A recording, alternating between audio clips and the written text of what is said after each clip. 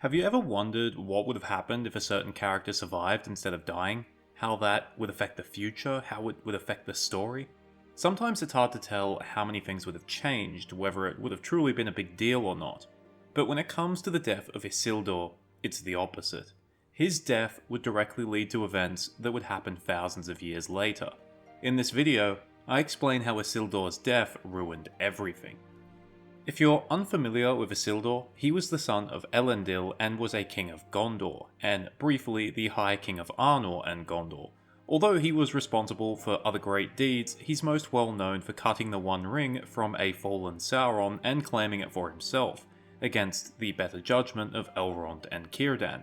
A mere 2 years later, Isildur and his 3 eldest sons were killed in an event that would become known as the Disaster of Gladden Fields, and the One Ring was lost in the Anduin for 2,500 years.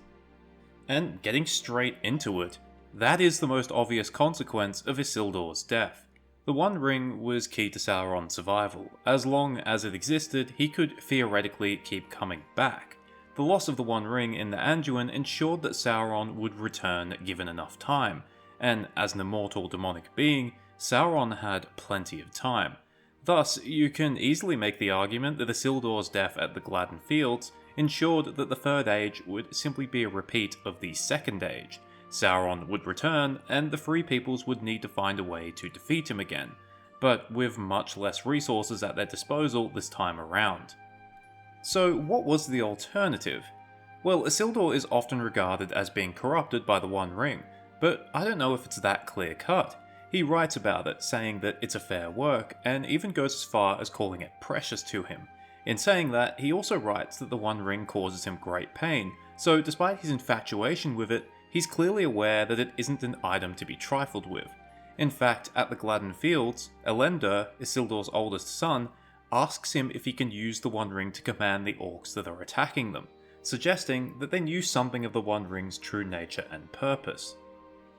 At the Council of Elrond makes a grim statement, saying that it was perhaps for the best that Isildur died, and that if he had lived with the One Ring in his possession, well, it would have fully corrupted him, and his fate would have been worse than death.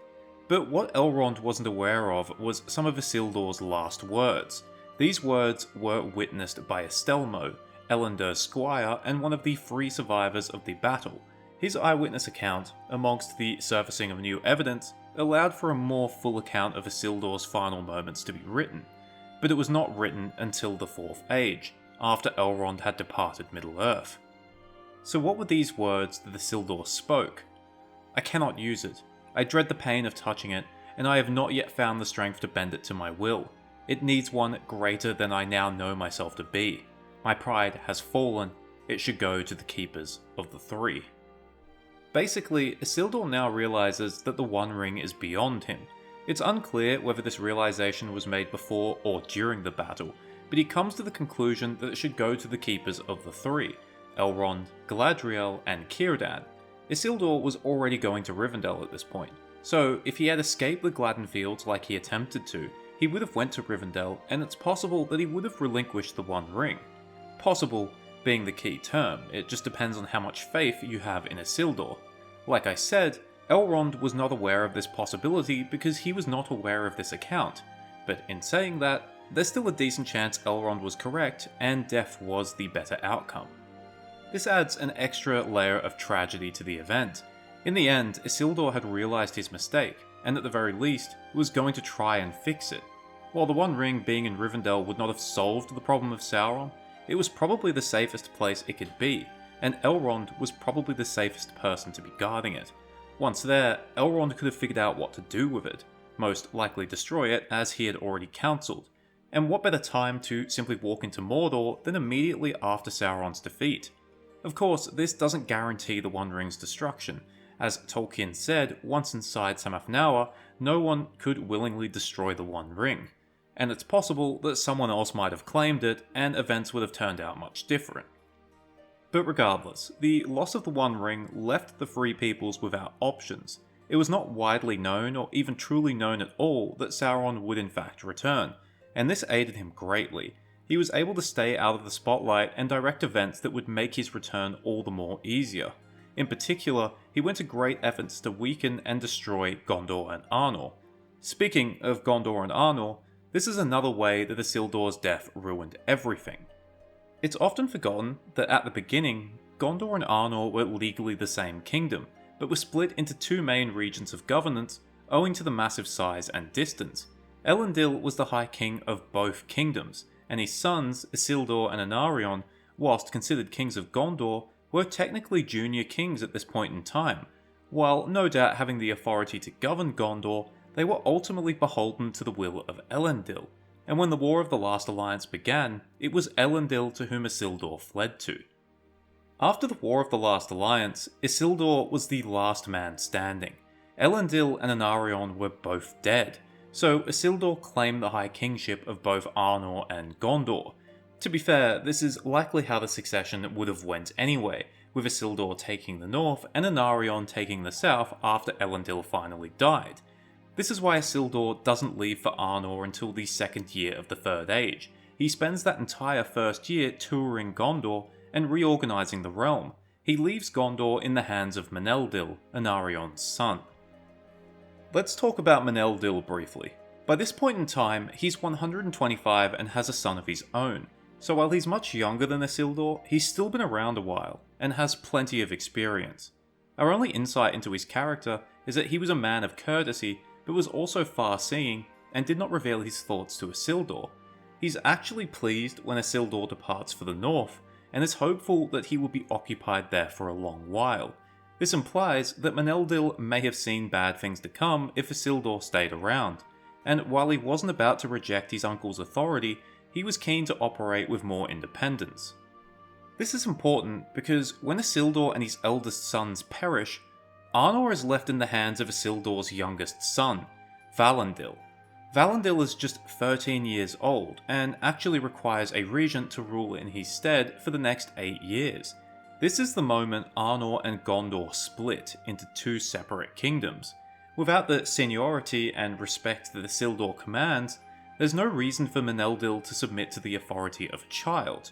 After all, he's far older, far more experienced, has an adult heir of his own, and rules over the far stronger kingdom. Without Isildur to lead both kingdoms into a new age, Gondor and Arnor gradually grow apart, until the point where contact between them is limited. This means that they do not help each other when it's required, and by the time they do re-establish contact, it's far too late, especially for Arnor, which is essentially just a rump state at that point. If Isildur had lived longer, it's possible that the history of both kingdoms would have turned out entirely different. Now, you might say, well, maybe they would have just split after Isildur's death, but I'm not so sure, and I'm going to use this moment to draw attention to Elendil, Isildur's eldest son, who is described in these glowing terms. So perished Elendil, who should afterwards have been king, and as all foretold who knew him, in his strength and wisdom, and his majesty without pride, one of the greatest, the fairest of the seed of Elendil, most like to his grandsire.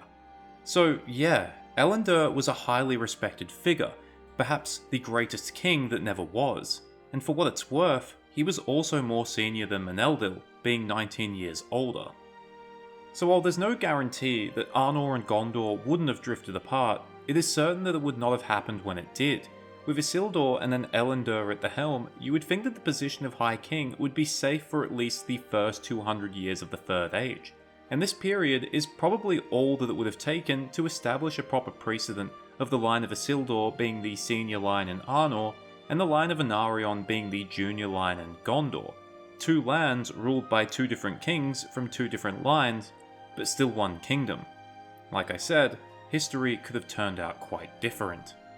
So there you have it. By dying when he did, Isildur ensured two things for the future of the Third Age: the return of Sauron and the division of Arnor and Gondor.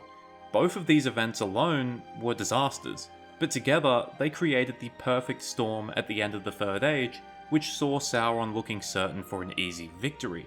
If not for the heroics of Frodo and Sam and the other members of the Fellowship overcoming enormous odds, Sauron would have won. You can see why that it's no exaggeration that Isildur's death truly did ruin everything. Thank you for watching. I hope you enjoyed it, or at least found it interesting. I think this is a good way to deal with alternate history in Tolkien's work.